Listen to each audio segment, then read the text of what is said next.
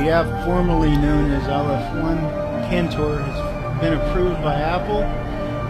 I set the date on it a couple weeks from now just in case I needed to hold it, make a video, or add in something at the last minute. I figured out audio copy so that you could paste the loops out, and then I forgot to change the date, so I might be able to get this thing out to the world soon, but Apple has approved it, so I'll show you what it can do. First thing, there's a looper internally that also doubles as the echo.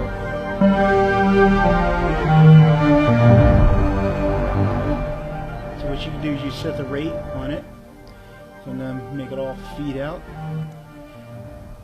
And then what I can do is just go 1, 2. Dun, dun, dun, dun. Okay, so you can use this looper to feed into the loop.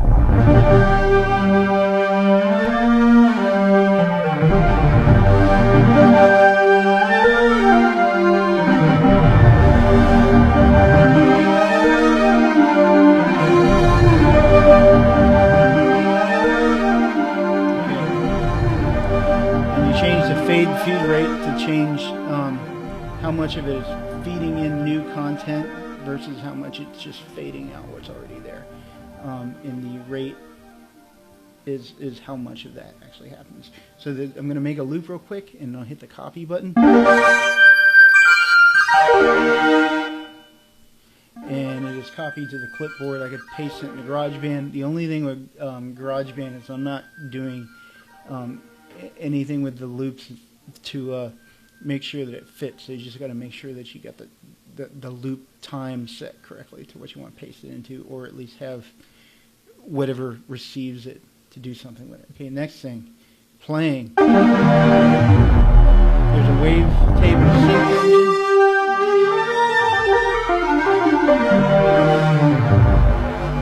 So if you didn't love the aliasing issues that I had with Musician, then this problem is a lot better solved. The sound's a lot fatter. The main thing is the chorus detune.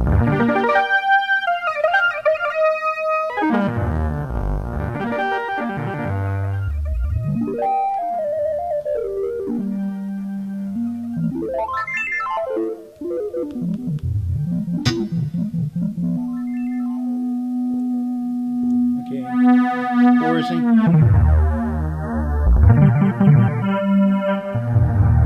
And of course, reverb. There's not a whole lot to it, but it does do MIDI out.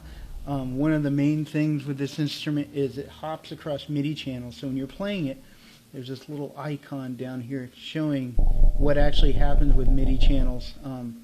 Generally, it's going to hop across 16 of them. And in the beginning, I would suggest that you pull out Thumb Jam and set Thumb Jam to Omni mode. And I can do that real quick. Because Thumb Jam is one of the apps that performs pretty well with this. Sample Wiz does this pretty well as well.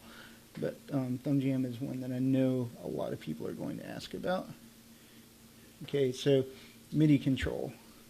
So first thing, MIDI is active in the background, and then make sure that you go down to where Omni mode can be turned on. Where is that guy? I turned him on so long ago. And make sure that Omni mode is on. So if Omni mode is on and active in background is on, that means that when you go into this thing, you'll be controlling.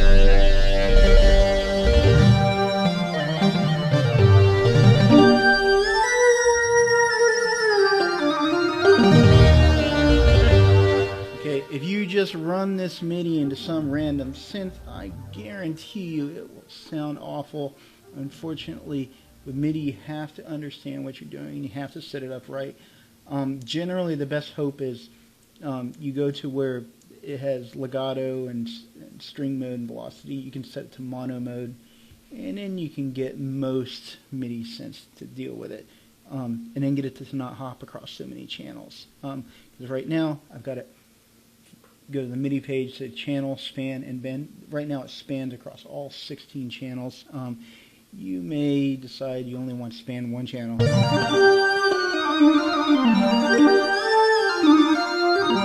So it's a reasonable mono synth if you can do that.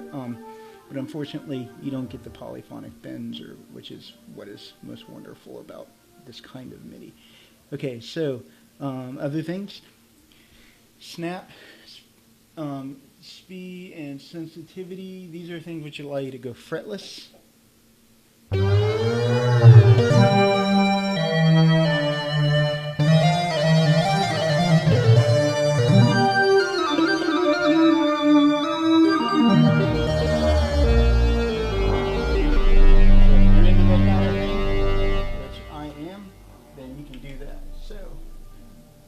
Demo. See which one.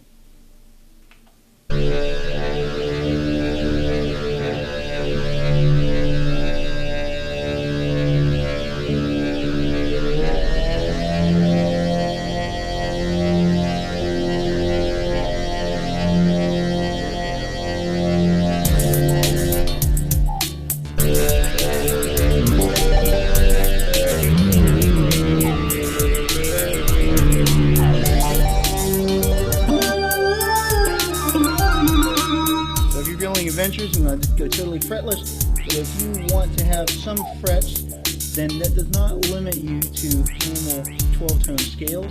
So I'm going to put it back in stream mode. I'm going to set the scale, move around to see the different scale shapes.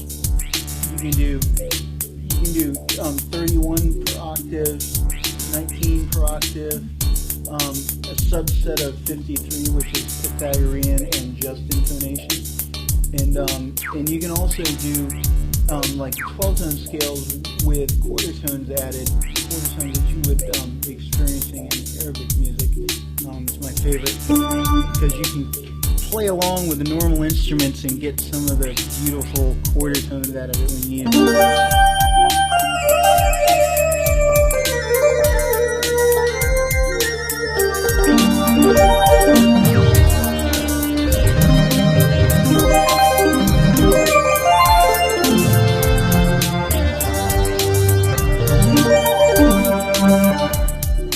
Okay, and the other thing is when you set a scale shape, what you do is you move it around through the circle of fifths.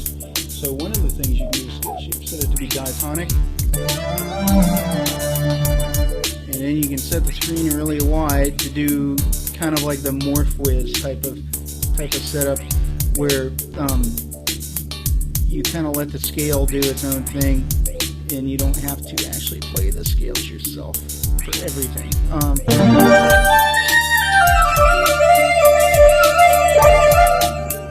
But one of the things about it that makes this interesting is that when you've done this and you've changed the width on it, so you can show a full octave, and say you only want to see 2 rows, you still have the octave rounding, which lets you do crazy stuff like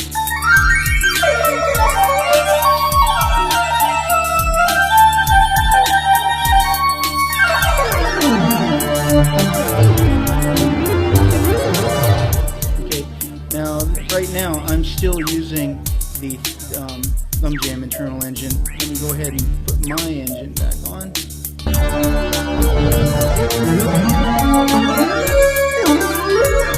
Okay, go on to Thumb Jam and tell him thank you for your services and turn off active background. And now it's not active background, so now it's just Cantor's engine.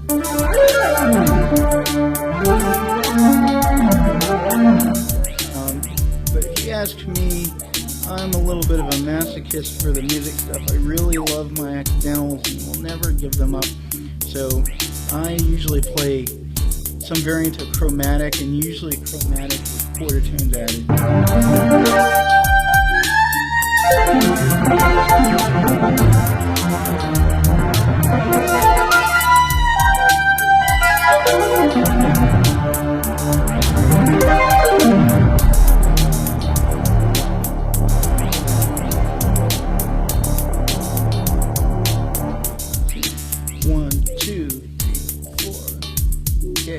If you want to do a delay, you go 1, 2, 3, 4.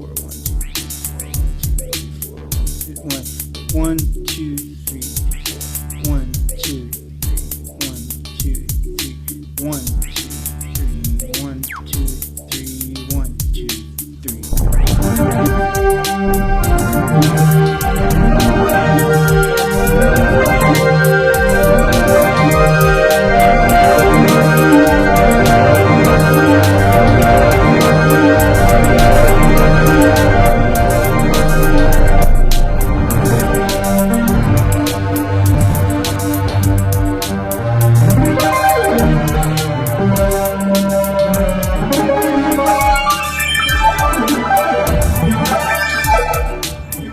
Crazy loop, a step, step.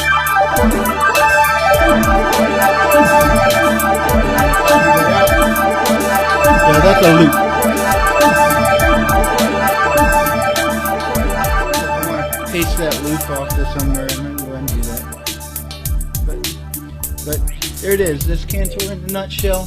I have to go do some settings so it can be unleashed upon the world. I set it to where it won't come out until June 17th, just so that I could hold it if I had to, and I'm going to try to